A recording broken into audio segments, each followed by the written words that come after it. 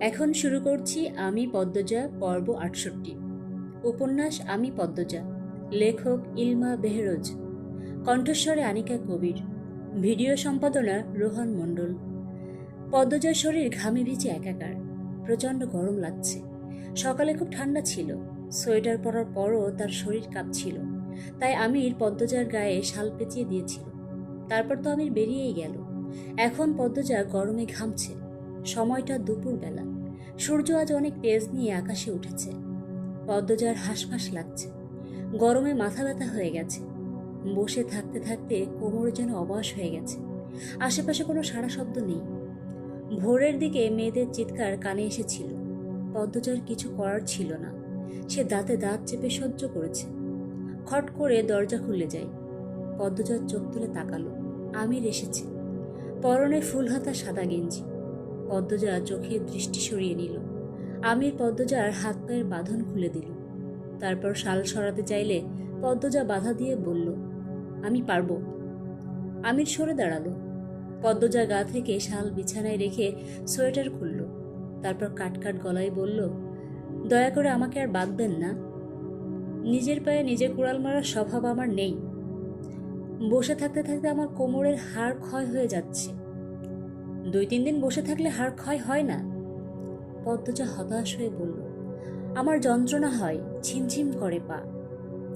আমির ঘরের এক কোণে থাকা কাঠের বাক্সের দিকে এগোতে এগোতে বলল, মামার বাড়িতে বেড়াতে আসনি যে যেভাবে চাইবে সেভাবেই হবে। ২১টা মেয়ে কি জোগাড় হয়ে গেছে? আচমকা পদ্মজার এমন প্রশ্ন, তাও শান্ত কণ্ঠ। আমির বক্সে তালা খুলে একটা ছুরি বের করল। পদ্মজার জবাব দিল স্বাভাবিক কণ্ঠে, এত সহজ নাকি? এত সব হৃদয়ন কেন যে তোমাকে বলল? আপনি আমার মাকে কিভাবে মারতে চেয়েছিলেন? পথের কাঁটা রাখতে নেই। পদ্মজা চমকে গেল, আহত হল। আমির কত সহজভাবে তার মাকে উদ্দেশ্য করে বলল, পথের কাঁটা রাখতে নেই। পদ্মজা কথা বলার মতো আর মন পাচ্ছে না। কষ্টও যেন সয়ে গেছে। শুধু তীক্ষ্ণ চোখে আমিরের পিঠের উপর তাকিয়ে রইল। আমির উবু হয়ে কি যেন খুঁজছে। দরজা খোলা। পদ্মজা পরিকল্পনা করলো যে সে এখান থেকে দৌড়ে ধড়াকতে চলে যাবে। যে ভাবনা সেই কাজ। এক পা করে পিছিয়ে যায়। আমি না দেখে পদ্মজার উদ্দেশ্যে বলল, পালাতে পারবে না। পদ্মজা থমকে দাঁড়ালো। বলল, পালাচ্ছি তো না। আমির উঠে দাঁড়ালো। পদ্মজার দিকে তাকিয়ে বলল, তা কোথায় যাচ্ছ? পদ্মজা বিছানায় এসে বসলো। তার মাথা কোনো কাজই করছে না।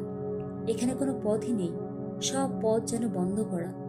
সে ভীষণ বিরক্ত নিয়ে বলল, আমি তো আপনার কোনো ক্ষতি করছি না, করবও না। আমাকে বাঁধবেন না, অনুরোধ আপনার কাছে। ছলনার পথ নিতে চাইছো? ছলনা করব কেন? টয়লেটে যেতে পারি না, শুতে পারি না। স্বামীর নতুন বাড়িতে এসেছি তো কি? একটু শান্তি তো দিবেন। অভিনয়ে খুব কাঁচা তুমি। হচ্ছে না। ভালো করে অভিনয় করো, নয়তো যা বলো সোজাসুজি বলো। পদ্মজা থতমত খেয়ে গেল। সে সোজাসুজি আর কিছুই বলল না। এক রাত চলে গেছে, মানে আর ৭ দিন বাকি। কিছু করতে পারবে তো? আমির বক্স থেকে একটা বস্তু হাতে নিল। পদ্মজার দিকে ফিরে বলল, যদি এটা ধরতে পারো, তোমার বসা শোয়া সবকিছুর ব্যবস্থা করে দিয়ে যাব। কথা শেষ করে এই বস্তুটি পদ্মজার দিকে ছুঁড়ে মারল। পদ্মজা ধরে ফেলল। আমির আবার বক্সের দিকে ফিরল। বলল, দারুণ, আমি আমার কথা রাখব।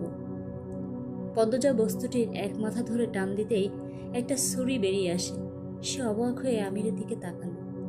আমির মনোযোগ দিয়ে কি যেন খুঁজেই চলেছে। পদ্মজা তাৎক্ষণিক ভাবল, ছুরি দিয়ে সে আমিরকে ভয় দেখাবে। ভয় দেখিয়ে সবগুলো মেয়েকে বাঁচিয়ে ফেলবে। তার উত্তেজিত মস্তিষ্ক গভীরভাবে কিছু আর ভাবল না। পরিস্থিতিকে পানির মতো সহজ ভেবে সে ধীরে ধীরে এগিয়ে গেল। আমির আর চোখে খেয়াল করল, পদ্মজা আসছে। তার হাতে ছুরি। তাও আমির নড়ল না, ওভাবেই রইল। আমির যখন একটু দূরে, তখন পদ্মজা হাঁটা থামিয়ে দৌড়ে এসে আমিরের গলায় ছুরি ধরে বলল, সবগুলো মেয়েকে ছেড়ে দিন, নয়তো আমি আপনাকে মেরে ফেলব। আমির হাসল, বলল, পদ্মজা, এখানে শুটিং হচ্ছে না। পদ্মজা অপ্রস্তুত হয়ে আছে। তবুও সে ভাঙা গলায় হুঙ্কার ছেড়ে বলল, যা বলছি করুন। আমি নাছোড়বান্দা স্বরে বলল, করব না। পদ্মজার আশার পাহাড় দুই ভাগ হয়ে যায়, তবুও সে হার মানার মেয়ে নয়।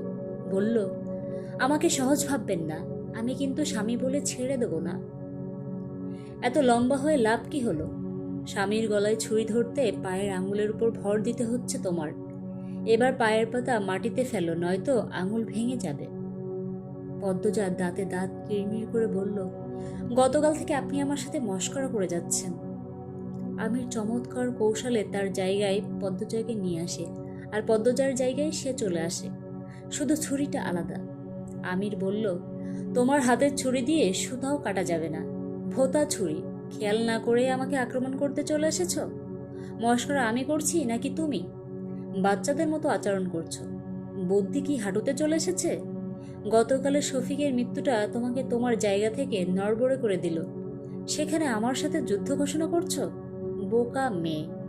এখন আমি যদি তোমার গলার শিরাটা কেটে ফেলি? আমার হাতের ছুরি কিন্তু ভোঁতা না। পদ্মজার মেরুদণ্ড সোজা হয়ে যায়। আমির এমনভাবে চেপে ধরে ছুরি ধরেছে যে মনে হচ্ছে এখনই আমির তার প্রাণ নিয়ে নেবে, কিন্তু আমির সেটা করল না। পদ্মজাকে আলগা করে দিল। পদ্মজা ছাড়া পেয়ে দূরে সরে দাঁড়ালো। আমির বলল, আগে ঘোর কাটিয়ে নিজের অবস্থানে ফিরে আসো। কথা শেষ করে যখনই আমির বের হবে, তখনই পদ্মজা প্রশ্ন করল, এত মন্দ ভাগ্য কেন হলো আমার? আমির জবাব না দিয়ে চলে গেল। পদ্মজা মেঝেতে বসে ডুকরে কেঁদে উঠল। সে কোন দিকে যাবে, কি করবে? দিক দিশা পাচ্ছে না। এত ভেবেও কোনো কুলকিনারা পেল না। আমির যদি তাকে বেঁধে না যায়, তবে সে কিছু করার চেষ্টা করত, কিন্তু সেটা কখনোই হবে না। আমির বোকা না, সে খুবই সতর্ক এবং চালাক। পদ্মজা কান্না করা ছাড়া করার মতো আর কিছুই পাচ্ছে না। নিজের কপাল চাপড়ে শুধু কান্না করারই সুযোগ আছে এখানে। আমির হ্যান্ডকাপ নিয়ে আসলো, পদ্মজার হাতে হ্যান্ডকাপ পরিয়ে দিল। পদ্মজা কিছুই বলল না, আমিরও বলল না। হ্যান্ডকাপ পরিয়ে আমির তার মতো চলে গেল। বের হওয়ার পূর্বে আরবিদকে বলল, পদ্মজার হাতে হ্যান্ডকাপ পরানো আছে, যদি এখানে হাঁটাহাঁটি করে কিছু বলো না। আমি বড় দরজায় নতুন তালা দিয়েছি, চাবি একটা, আর সেটা আমার কাছেই আছে। যাই করুক, বের হতে পারবে না। আরবিদ বলল, যদি আমাকে আক্রমণ করে? ও হাত ছাড়া কাউকে আক্রমণ করতে পারে না, তাই নির্ভয়ে থাকবে। যা ইচ্ছা করুক, পাত্তা দিবে না, মনে করবে পিঁপড়া ঘোরাঘুরি করছে। আরবিদ বলল, জি স্যার। মেয়েগুলোকে খাবার দিবে, আমার আসতে অনেক রাত হবে। জি স্যার। আমির রাফেদকে নিয়ে বেরিয়ে পড়ল। যাওয়ার পূর্বে ভালো করে সবকিছু দেখে নিল। পদ্মজা দ্বারা তার ক্ষতি হতে পারে এমন কোনো পথ আছে নাকি? নেই। আমি নিশ্চিন্তে বেরিয়ে যাই। পদ্মজা হাঁটুতে মুখ গুজে বসে আছে। আচমকা তার খেয়াল হলো তার হাত বন্দি, কিন্তু পা তো বন্দি না। দরজাটাও খোলা। সে তড়িঘড়ি করে উঠে দাঁড়ালো, বেরিয়ে আসলো বাইরে। চারিদিকে নির্জন থমথমে। সে আগে প্রতিটি ঘর দেখল। এটুতে রেদোয়ান ঘুমাচ্ছে, বাকি ঘরগুলো খালি। সে পা টিপে টিপে স্বাগতম দরজা পেরিয়ে ধোয়া রক্ত দরজার সামনে এসে দাঁড়ালো। ধোয়া রক্তের মানে সে মনে মনে ভেবে নিয়েছে ধর্ষণ এবং ধ্বংস থেকে নেওয়া ধোয়া। রক্তটা বোধহয় এদের মনের আনন্দ, তাই নামকরণ হয়েছে ধোয়া রক্ত। পদ্মজা দরজা ধাক্কা দিতেই আরবিদ সামনে এসে দাঁড়ালো। মৃদুল সাইকেল নিয়ে বড় সড়কে পূর্ণার জন্য অপেক্ষা করছে। তারা রায়পুর মেলায় যাবে, আজ শেষ দিন। পূর্ণার নাকি অনেক দিনের ইচ্ছে রায়পুর মেলায় যাওয়ার, কিন্তু হেমলতা কখনো মেলায় যেতে দেননি। তিনি সবসময় ভিড় থেকে মেয়েদের দূরে রেখেছেন। পূর্ণা তার বন্ধুদের কাছে শুধু শুনেছেই, কখনো যাওয়া হয়নি। কথায় কথায় যখন মৃদুলকে সে বলল তার ইচ্ছের কথা, মৃদুল তাৎক্ষণিক পূর্ণাকে জানালো, আমি তোমারে নিয়ে যাবো। কাল দুপুরে বড় সড়কে আইসা পড়বা, বোরখা পইরা আসবা কিন্তু। মৃদুল অপেক্ষা করতে করতে বিরক্ত হয়ে ওঠে। তখন দূরের খেতে দেখা যায় পূর্ণাকে, কালো বোরখা পরা, আপাদমস্তক ওড়না দিয়ে ঢেকে রাখা, মাথার উপর তুলে রেখেছে নিকাব। সড়কের দুই পাশে বিস্তীর্ণ ক্ষেত। ক্ষেতের আইল ধরে ছুটে আসছে পূর্ণা। ওড়নার আংশিক অংশ বাতাসে উঠছে। মৃদুল মনোমুগ্ধ হয়ে তাকিয়ে থাকে। পূর্ণা মৃদুলের কাছে এসে হাঁপাতে থাকলো। হাঁপাতে হাঁপাতে বলল, অনেক দেরি হয়ে গেছে তাই না? বড় আম্মা আসতেই দিচ্ছিল না।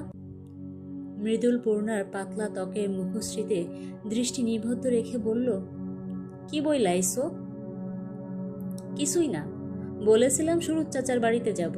তখন বলল কোথাও যাওয়া যায় নাই, আপা জানতে পারলে নাকি বড় আম্মার উপর রাখবে, তাই না বলে চলে এসেছি। চিন্তা করব তো, না বলে কতবার বের হয়েছি, কিছু হবে না। মৃদুল তাড়া দিয়ে বলল, তাইলে তো হইলই, তাড়াতাড়ি ওঠো, যাইতে সময় লাগবো। পূর্ণা এতক্ষণে সাইকেল খেয়াল করল। সে বলল, সাইকেলে করে যাব? মৃদুল ফিরে তাকালো, বলল, তাইলে কি দিয়া যাইবা? হাইটা গেলে তো বাড়িতে আইতে আইতে আজকের সারা রাত লাগবো।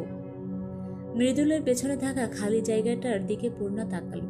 মৃদুলের খুব কাছে, আর এখানে বসলে মৃদুলের পেট জড়িয়ে ধরতে হবে। ভাবতেই পূর্ণার হাড় হিম হয়ে আসে। এতদিনের পরিচয়ে একজন আরেকজনের হাতও ধরেনি, আর আজ এত কাছে বসে পেট জড়িয়ে ধরতে হবে। পূর্ণা ঢোক গিলে মিনমিনিয়ে বলল, সাইকেল দিয়ে যাব না আমি। মৃদুলের ভ্রুযুগল বেঁকে যায়। সে ধমকে ওঠে, নাটক করতেছ কেন? তাড়াতাড়ি ওঠো, আর মুখটা ঘুরো, মানুষ দেখব। সূর্যের কিরণ এসে পড়ল মৃদুলের চোখে মুখে। স্নিগ্ধ চকচকে ফর্সা মুখের সাথে বেঁকে যাওয়া দুটি ভ্রু কি সুন্দর করেই না মানিয়েছে। পূর্ণা সেদিকে চেয়ে থেকে কিছু বলতে পারল না। নিকাব দিয়ে মুখ ঢেকে মৃদুলের পিছনে বসল। মৃদুল মৃদু হাসল, যা চোখে পড়ল না পূর্ণার। মৃদুল সাইকেলের চাকায় পা দিতেই পূর্ণা খামচে ধরে মৃদুলের শার্ট। মৃদুলের সর্বাঙ্গে একটা অচেনা সুন্দর অনুভূতির উথাল পাথাল ঢেউ ওঠে। পূর্ণার বুকে ধ্রিম ধ্রিম শব্দ হচ্ছে। নিঃশ্বাস এত বেশি এলোমেলো হয়ে পড়ে যে পূর্ণার মনে হচ্ছে সে এখনই মারা যাবে। মৃদুল আটপাড়া পার হয়ে পূর্ণার উদ্দেশ্যে বলল, কাঁপতাছো কেন? পূর্ণা কিছু বলতে পারল না। কি লজ্জা! সে কাঁপছে সেটা মৃদুলও টের পাচ্ছে। পথের দুই দিকে যতদূর চোখ যায় বিস্তীর্ণ মাঠ, কোথাও কোনো মানুষ দেখা যাচ্ছে না। পূর্ণা দূরে চোখ রেখে চুপ করে রয়েছে। মৃদুল বলল, পূর্ণা। এ কেমন মায়াময় ডাক! পূর্ণার হৃদয়ে ওঠা অপ্রতিরোধ্য তুফান বেড়ে যায়। বুকে এত জোরে জোরে শব্দ হচ্ছে কেন? যদি মৃদুল শুনে ফেলে, সে তো লজ্জায় মরেই যাবে। মৃদুল আবারও ডাকল, পূর্ণা। পূর্ণা জুবুথুবু হয়ে উত্তর দিল, কি? আমার হাত পা অবশ হয়ে যাইতেছে কেন? আমারও। সাইকেল থেমে গেল। মৃদুল পূর্ণাকে বলল, নামো। পূর্ণা নামল। মৃদুল বলল, সাইকেল দিয়ে আর যাওয়া হইব না, দূরে থাকা ভালা। তোমার সোয়া বিজলির মতন বাইরাইতেছে আমারে। মৃদুলের কথা শুনে পূর্ণার খুব হাসি পেল। সে হাসি আটকে রাখল না, হেসে ফেলল। যদিও হাসি দেখা যায়নি, তবে মৃদুল বুঝতে পারল পূর্ণা হেসেছে। সে মুখ ভার করে বলল, হাসো হাসো, হাসবাই তো, আর একটু হলে তো মরেই যাইতাম। পূর্ণা সশব্দে হেসে উঠল। মৃদুল বলল, হইছে, আর হাসা লাগবো না, হাঁটো। মাঠের মাঝখান দিয়া যায়, কি বলো? তাইলে তাড়াতাড়ি যাইতে পারবো। পূর্ণা হ্যাঁ সূচক মাথা নাড়ালো, বলল, সাইকেল কি করবেন? হাত দিয়া ঠেলে নিয়ে যাব। দুজন তাড়াতাড়ি পা চালিয়ে রায়পুর চলে আসে। মেলায় ঢুকতেই আছরে আজান পড়ে। পূর্ণার মাথায় যেন বাজ পড়ে। সে ভীত কণ্ঠে বলে, আসরের আজান পড়ে গেছে, বাড়ি কখন যাব? একটু পর তো সন্ধ্যা হয়ে যাবে, আসুন চলে যাই। মাত্রই তো আইলাম, কিছু কেই না নি, এরপর জামুনে। দেরি হয়ে যাবে, খালি চুড়ি আর লিপস্টিক হইলেই নিয়ে যাবা, আসো। মৃদুল শক্ত করে পূর্ণার হাত ধরল। এই প্রথম মৃদুল হাত ধরেছে। সঙ্গে সঙ্গে পূর্ণার মনে হয় চারিদিকে সব ভিড় কোলাহল থমকে গেছে নাগরদোলার ক্যাচক্যাচ শব্দ। পূর্ণার মনের আঙিনা জুড়ে নৃত্য শুরু হয়। সে ভুলে যায় তার বাড়ি ফেরার তাড়া।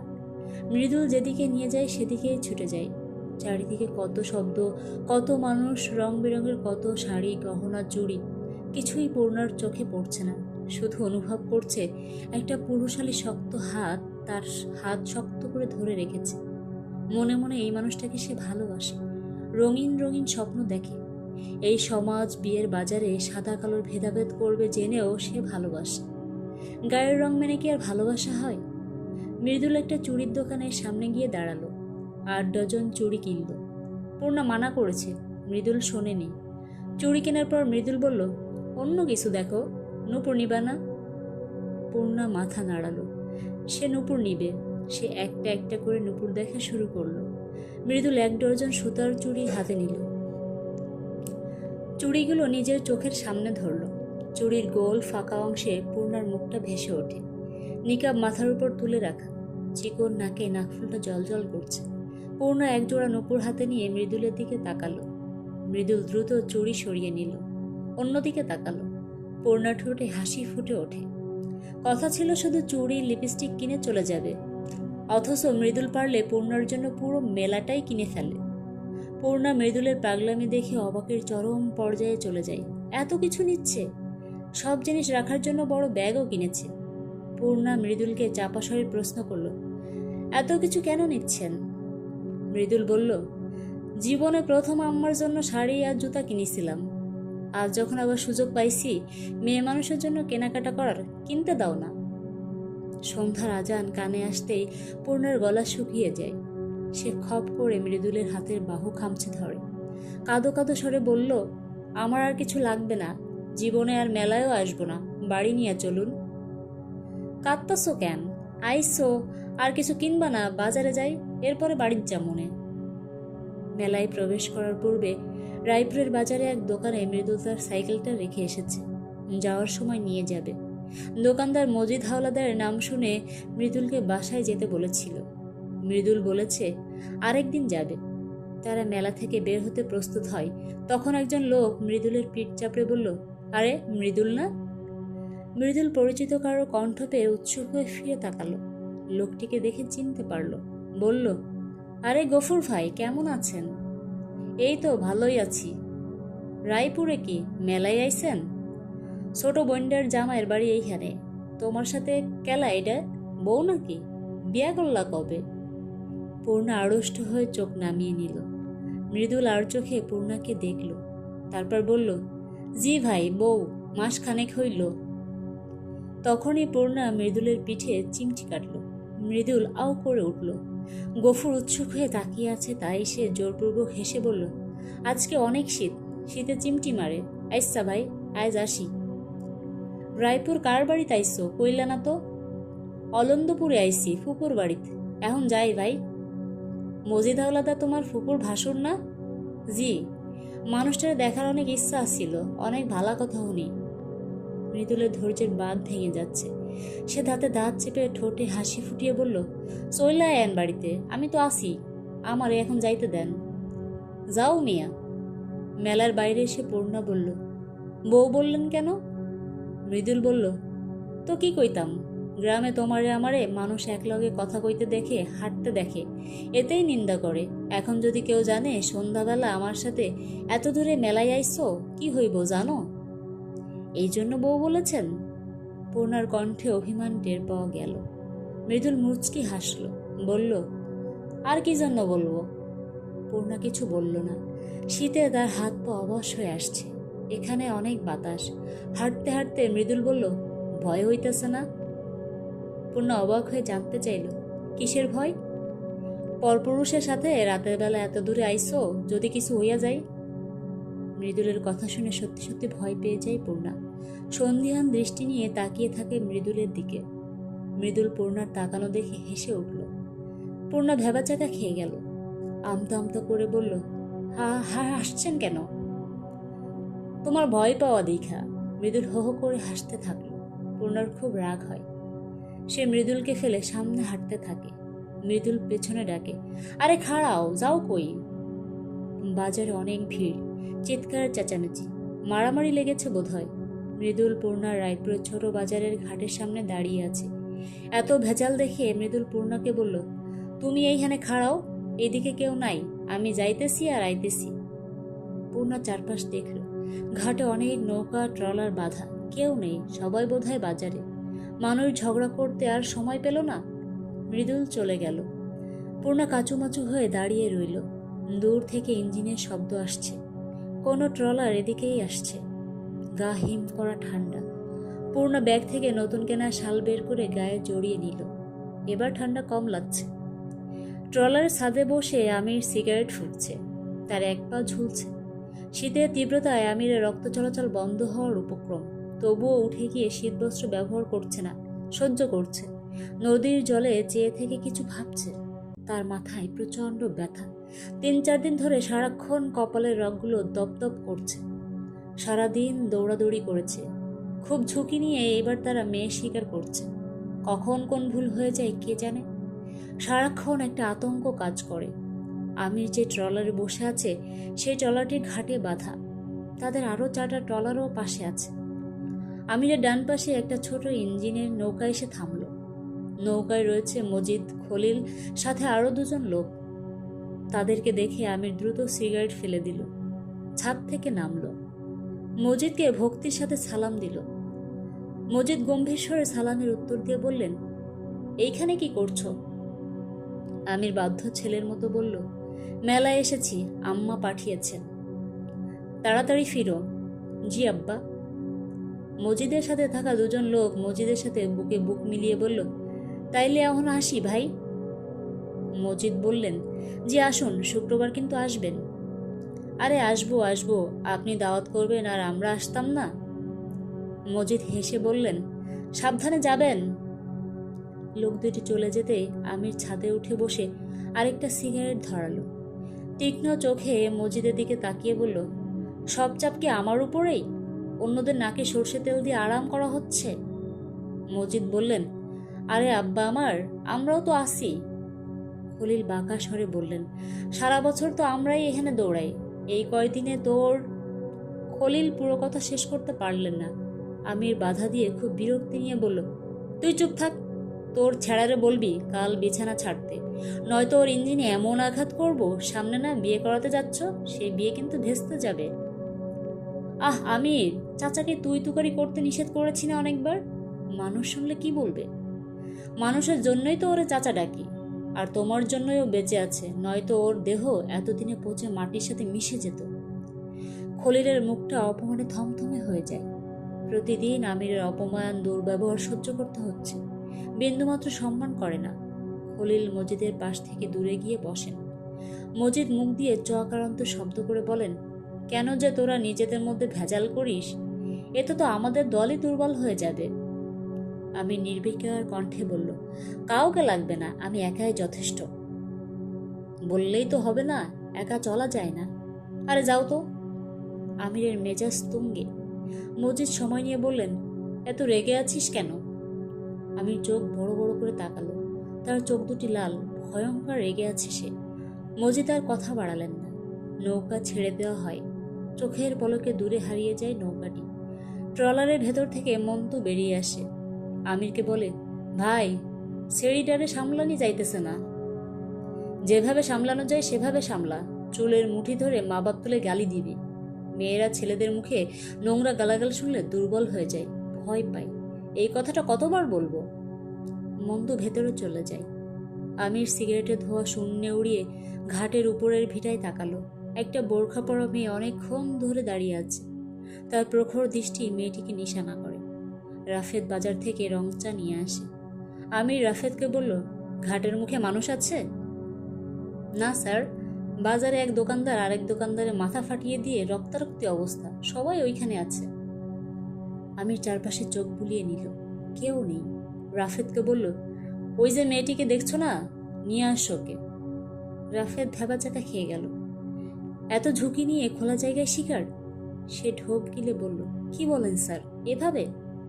তো সময় আছে হাতে, এখন ঝুঁকি নিতেই হবে। পারলে মানুষের মাছ থেকেও তুলে আনতে হবে। মন্তুরে নিয়ে যাও, কোনো রকম বিপদ ছাড়া মেয়েটিকে নিয়ে আসবে। আমি জায়গা ছেড়ে দূরে চলে যাই। রাফেদের কথা শুনল না। তার বারবার মনে হচ্ছে পদ্মজাকে মায়া দেখিয়ে এভাবে ছেড়ে এসে সে ভুল করে ফেলেছে। কেন ভুল মনে হচ্ছে জানে না। পদ্মজা একবার খুন করেছে, এছাড়া সে খুব সাহসী, বুদ্ধিমতী। সে চাইলে বুদ্ধি দিয়ে অনেক কিছু করতে পারে, কিন্তু কি করবে? বের হতে তো কোনোভাবেই পারবে না। মেয়েগুলোর ঘরে ঢুকতে পারবে, কথা বলতে পারবে, এর বেশি কিছু না। তবুও মনটা কুগাইছে। ভুল হয়েছে মনে হচ্ছে। সে নিজেকে নিজেই প্রশ্ন করে, আমি কি কোনো বোকামি করে ফেললাম? ওদিকে সব ঠিক আছে তো? রাফেদ হা করে আমিরের যাওয়া দেখল। তারপর একটা কাচের বোতল থেকে তরল কিছু ঢেলে নিল রুমালে। মন্তুকে নিয়ে ট্রলার থেকে নামলো। তাদের লক্ষ্য অপেক্ষারত কালো বোরখা পরা মেয়েটি। এখানেই শেষ হলো আমি পদ্মজা পর্ব নম্বর 68।